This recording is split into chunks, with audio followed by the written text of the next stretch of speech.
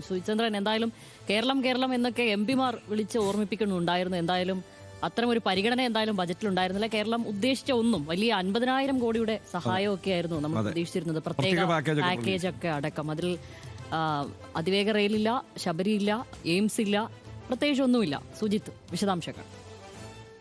ശ്യാമിലി എണ്ണി പറഞ്ഞതുപോലെ കേരളത്തിന് പ്രത്യേകിച്ച് ഒന്നുമില്ല. ആകെ ഉള്ളത് ആമമുട്ടയും പിന്നെ തേങ്ങയും എന്ന് വേണമെങ്കിൽ പറയാം. തേങ്ങയും പറയാൻ പറ്റില്ല. കാര്യം എന്താണെന്ന് പറഞ്ഞാൽ നാളികേര വികസനത്തിനായി പ്രത്യേക കേന്ദ്ര പദ്ധതി നാളികേര ഉത്പാദക സംസ്ഥാനങ്ങൾക്കായി പ്രഖ്യാപിക്കുന്നു എന്നാണ് പറഞ്ഞത്. കേരളത്തിൻ്റെ പേര് അവിടെയും പറയുന്നില്ല. നാളികേരം ഉത്പാദിപ്പിക്കുന്ന ഇപ്പോൾ ആന്ധ്ര, തമിഴ്നാട്, ഗോവ, കർണാടക ഒക്കെ നാളികേരം ഉത്പാദിപ്പിക്കുന്ന സംസ്ഥാനങ്ങളാണ്. കേരളം എന്ന പേര് ഏറ്റവും കൗതുകകരമായിട്ടുള്ള കാര്യം, നമ്മുടെ സംസ്ഥാനത്തിൻ്റെ പേര് ആകെ ഈ ബജറ്റ് പ്രസംഗത്തിൽ ഉച്ചരിച്ചത്, ഇത് മുഴുവൻ ഇരുന്ന് കേൾക്കുന്നുണ്ടായിരുന്നു ഡെസ്കിൽ വെച്ച് നമ്മൾ, ആകെ ആ ബജറ്റ് പ്രസംഗത്തിൽ കേരളം എന്ന പേര് പരാമർശിച്ചത് രണ്ട് തവണയാണ്.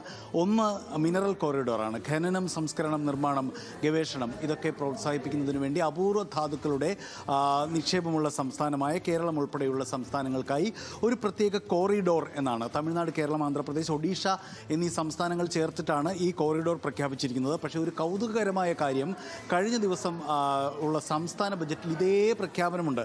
കെ എൻ ബാലഗോപാൽ പറയുന്നത് വിഴിഞ്ഞം, ചവറ, കൊച്ചി അപൂർവ ധാതു ഇടനാഴിക്കായി 42,000 കോടിയുടെ നിക്ഷേപം കേരള സർക്കാർ നടത്തും. ഒരുപക്ഷെ ഈ ഒരു പദ്ധതി വരുന്നു എന്നറിഞ്ഞിട്ടോ അല്ലെങ്കിൽ അത്തരത്തിലുള്ള ഉദ്യോഗസ്ഥല ഇടപാടുകളോ ഫയൽ നീക്കങ്ങളോ നേരത്തെ ഉണ്ടായിട്ടുണ്ടാകാം.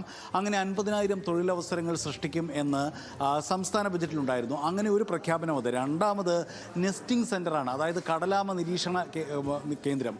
കടലാമയുടെ മുട്ടയൊക്കെ നമുക്ക് നേരത്തെ നിങ്ങൾ പറഞ്ഞതുപോലെ നിരീക്ഷിക്കാം. ധാരാളം കടലാമകൾ കേരളത്തിൽ ഉണ്ടാകുമെന്ന് നമുക്ക് പ്രതീക്ഷിക്കാം. ഈ 2 തവണ മാത്രമാണ് കേരളത്തിൻ്റെ പേര് പറഞ്ഞത്. 3 നാളികേര മേഖലയ്ക്കായി ഒരു പ്രത്യേക പദ്ധതി എന്ന് പറയുന്നു. അതിൽ കേരളത്തിൻ്റെ പേര് പറയുന്നില്ല. പിന്നെ കേരളത്തിൻ്റെ പേരിൽ തന്നെ നാളികേരം ഉള്ളതുകൊണ്ട് സ്വാഭാവികമായിട്ടും അതിൻ്റെ ഗുണം നമുക്കുണ്ടാവും എന്ന് കരുതാം. 29 ആവശ്യങ്ങളുമായി സംസ്ഥാന ധനമന്ത്രി കഴിഞ്ഞ ദിവസം പോയി കേന്ദ്ര ധനമന്ത്രിയെ കണ്ടിരുന്നു. സംസ്ഥാനത്തിന് 21,000 കോടി രൂപയുടെ പ്രത്യേക സാമ്പത്തിക പാക്കേജ് ഉൾപ്പെടെ അനുവദിക്കുമെന്നൊക്കെയുള്ള വലിയ പ്രതീക്ഷകൾ നമുക്കുണ്ടായിരുന്നു. പക്ഷേ കേരളത്തെ പരിപൂർണമായും തഴയുകയാണ്. നമുക്ക് എയിംസ് ഇല്ല. 3 എയിംസുകൾ, വൻ പദ്ധതികൾ, 3 എയിംസുകൾ എന്ന് പറഞ്ഞാൽ 3 ഓൾ ഇന്ത്യ ആയുർവേദ ഇൻസ്റ്റിറ്റ്യൂട്ടുകൾ പ്രഖ്യാപിച്ചിട്ടുണ്ട്. അതിൽ കേരളം ഉണ്ടോ എന്ന് നമുക്കറിയില്ല. കാരണം കേരളത്തിൻ്റെ പ്രത്യേകിച്ച് ഒരു സംസ്ഥാനങ്ങളുടെയും പേര് അതിൽ പറഞ്ഞു കേട്ടില്ല. ആയുഷ് ഫാർമസിയുടെ അപ്ഗ്രഡേഷൻ, അതുപോലെ മെഡിക്കൽ ടൂറിസത്തിനായി ഈ പറഞ്ഞതുപോലെ 5 ഹബ്ബുകൾ പ്രഖ്യാപിക്കുമെന്ന് പറഞ്ഞു. മെഡിക്കൽ ടൂറിസത്തിന് പ്രഖ്യാപിക്കുന്ന 5 ഹബ്ബുകളുടെ കാര്യത്തിലും ആയുർവേദത്തിൻ്റെ ഈറ്റിലമായ കേരളത്തിൻ്റെ പേര് പരാമർശിച്ച് കണ്ടില്ല. റാംജിയിൽ നിഹാംസ് കൊടുക്കുന്നതായിട്ട് പറഞ്ഞു. അരുണാചൽ പ്രദേശ്, മണിപ്പൂർ, സിക്കിം, അസം എന്നീ സംസ്ഥാനങ്ങളെ ബന്ധിപ്പിച്ച് ബുദ്ധിസ്റ്റ് ടൂറിസം സർക്യൂട്ടിനെ കുറിച്ച് കണ്ടു. ക്ഷേത്ര നഗരങ്ങളെ കേന്ദ്രീകരിച്ചുള്ള പദ്ധതികളെക്കുറിച്ച് കണ്ടു. ഇതിലൊന്നും കേരളത്തെ പരാമർശിച്ച് കണ്ടില്ല. ഏറ്റവും പ്രധാനപ്പെട്ട കാര്യം റെയിൽവേ തന്നെയാണ്. ഇപ്പോൾ ശ്രീധരൻ അവിടെ ഓഫീസ് തുറന്നിരിക്കുന്ന കാര്യം, മെട്രോമാൻ ഓഫീസ് തുറന്ന കാര്യമൊക്കെ നമ്മൾ പറഞ്ഞല്ലോ. മുംബൈ, പൂനെ, ഹൈദരാബാദ്, ചെന്നൈ, ഡൽഹി, വാരണാസി, സിലിഗുരി, പുനെ, ഹൈദരാബാദ്, ബംഗളൂരു, ചെന്നൈ എന്നിങ്ങനെ 7 അതിവേഗ കോറിഡോറുകൾ പ്രഖ്യാപിച്ചു. ഈ ബജറ്റിൻ്റെ ഒരു പ്രത്യേകത, മെട്രോ ടു മെട്രോ, അതായത് വലിയ നഗരങ്ങൾക്കപ്പുറം ചെറിയ നഗരങ്ങളെ പരസ്പരം ബന്ധിപ്പിച്ചുകൊണ്ടുള്ള റെയിൽവേ സർക്യൂട്ടുകൾക്കൊക്കെയാണ് വലിയ പ്രാധാന്യം കൊടുത്തത്. ഇപ്പോൾ അത് തമിഴ്നാട് വരെ എത്തി നിൽക്കുന്നു. കേരളത്തിലേക്ക് ഈ അതിവേഗം കടക്കുന്നില്ല. ആമവേഗമാണ് കേരളത്തിൽ ഒരർത്ഥത്തിൽ പറഞ്ഞാൽ. കാരണം നമുക്കാകെ കിട്ടിയത് ആമമുട്ട വികസന പദ്ധതിയോ ആമമുട്ട നിരീക്ഷണ പദ്ധതി എന്ന് മാത്രമാണ്. ആ പറയുന്നതിൽ തമാശയുണ്ടെങ്കിൽ പോലും നമുക്കൊക്കെ നിരാശയുണ്ട്. അതേപോലെ മുംബൈയിൽ ഇന്ത്യൻ ഇൻസ്റ്റിറ്റ്യൂട്ട് ഓഫ് ക്രിയേറ്റീവ് ടെക്നോളജീസിൻ്റെ ആഭിമുഖ്യത്തിൽ വലിയ ഡിസൈൻ വിദ്യാഭ്യാസം പ്രോത്സാഹിപ്പിക്കാൻ വേണ്ടി നാഷണൽ ഇൻസ്റ്റിറ്റ്യൂട്ട് ഓഫ് ഡിസൈൻ കൊടുക്കുന്നു.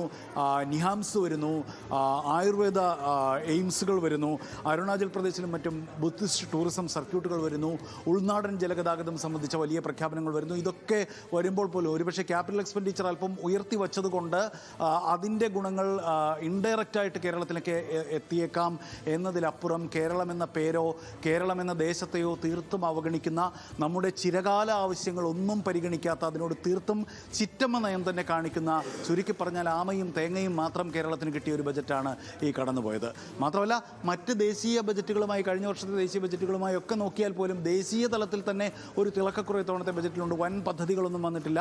പിന്നെ ഈ ഡയറക്റ്റ് ടാക്സസിൻ്റെ ആദായ നികുതിയുടെയൊക്കെ കാര്യത്തിൽ പുതിയ നിയമം വരുന്നതുകൊണ്ട് അതിലും വലിയ പ്രഖ്യാപനങ്ങൾ വരാൻ സാധ്യതയില്ല. പിന്നെ ആകെയുള്ളത് IT-യിലും അതുപോലെ AI-യിലും ഒക്കെ, ഡാറ്റ കമ്പനികളിലുമൊക്കെ വലിയ അതായത് ടാക്സ് ഹോളിഡേയ്സും ഇളവുകളും മറ്റും പ്രഖ്യാപിച്ചിട്ടുണ്ട്. അതിൻ്റെ ഫലമായി തന്നെ ഇപ്പോൾ വാർത്തകൾ വന്നുകൊണ്ടിരിക്കുകയാണ്. നിഫ്റ്റി ഇടിഞ്ഞിരിക്കുന്നത്, സെൻസെക്സ് ഇടിഞ്ഞിരിക്കുന്നത് 1000 പോയിൻ്റാണ്, നിഫ്റ്റി ഇടിഞ്ഞിരിക്കുന്നത് 300 പോയിൻ്റ് എന്നും മറ്റുമാണ് ഇപ്പോൾ കണ്ടുകൊണ്ടിരിക്കുന്നത്. ഓഹരി വിപണിയിൽ വലിയ തകർച്ച നേരിട്ടുകൊണ്ടിരിക്കുന്നത്, മൊത്തത്തിൽ നിരാശയുടെ ബജറ്റ്.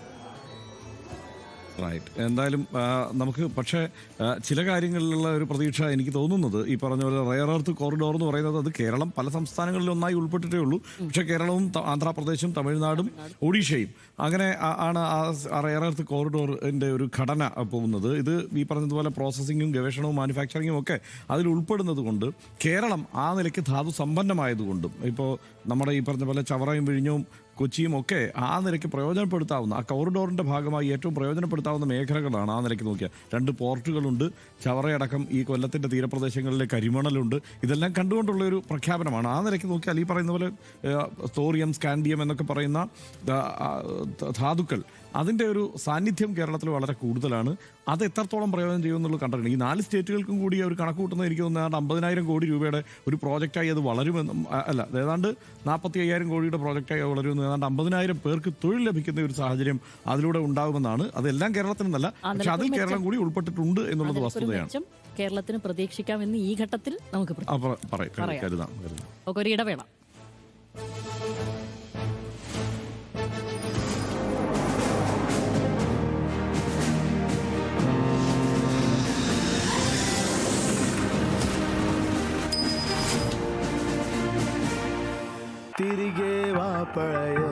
പഴയ കാലം തിരിച്ചു വരും.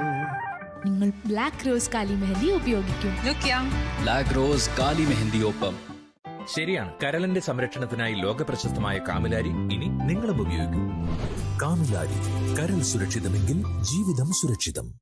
ന്യൂസ് മലയാളം ചാനലിൽ നിങ്ങൾ ആഗ്രഹിക്കുന്ന പൊതു താല്പര്യമുള്ള വാർത്തകൾ നൽകാൻ 9249098478 നമ്പറിൽ വിളിക്കൂ, അല്ലെങ്കിൽ വാട്സ്ആപ്പ് ചെയ്യൂ. Happening Hours in association with Supra Pacific Financial Services Limited, a BSE listed NBFC. Duton LED Germany, the brighter way of living. Denwood, the next generation wood. Aushadhi പൊതുമേഖലയിലെ രാജ്യത്തെ ഏറ്റവും വലിയ ആയുർവേദ മരുന്ന് നിർമ്മാണ സ്ഥാപനം. വിഷയം ഫ്യൂച്ചറാണ്. വരൂ, കാണൂ, കേൾക്കൂ. നന്മയുടെ നിറങ്ങൾ, സർഫ കോട്ട്സ് പെയിന്റ്സ്.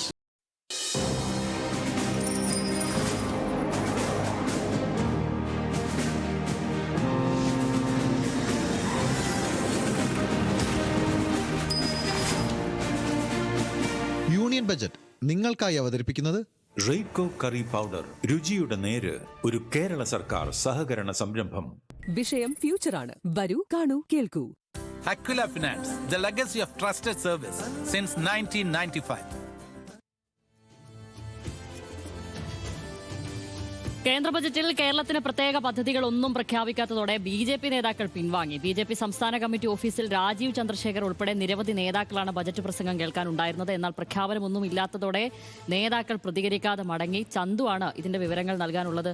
പക്ഷേ രാവിലെ തന്നെ ഹാൻസ് റിപ്പോർട്ട് ചെയ്യുന്നുണ്ടായിരുന്നു. വലിയ പ്രഖ്യാപനങ്ങളൊക്കെ പ്രതീക്ഷിച്ചുകൊണ്ട് BJP നേതാക്കൾ അവർ മാധ്യമങ്ങളെയൊക്കെ അവരുടെ ഓഫീസിലേക്ക് ക്ഷണിച്ചിരുന്നു. കസേരയിട്ട് എല്ലാവരും അവിടെ ഇരിക്കുന്നുണ്ടായിരുന്നു. എന്തായാലും അങ്ങനെ പിൻവാങ്ങേണ്ട കാര്യമില്ലായിരുന്നു. എന്നോട് ചോദിച്ചാൽ ഞാൻ 3 പോയിന്റ് പറഞ്ഞു കൊടുത്തേനെ. ചില കാര്യങ്ങളുണ്ട്. ചന്തു, എന്തെങ്കിലും പ്രതികരണം ആരാഞ്ഞായിരുന്നോ? അവരെന്തെങ്കിലും പറഞ്ഞിരുന്നോ ആ ഘട്ടത്തിൽ? പഠിച്ചിട്ട് പ്രതികരിക്കാന്നാണോ പറഞ്ഞതിനി? ശ്യാംലി ഹർഷൻ BJP നേതാക്കൾ ഇതുവരെ പ്രതികരിച്ചിട്ടില്ല. നേരത്തെ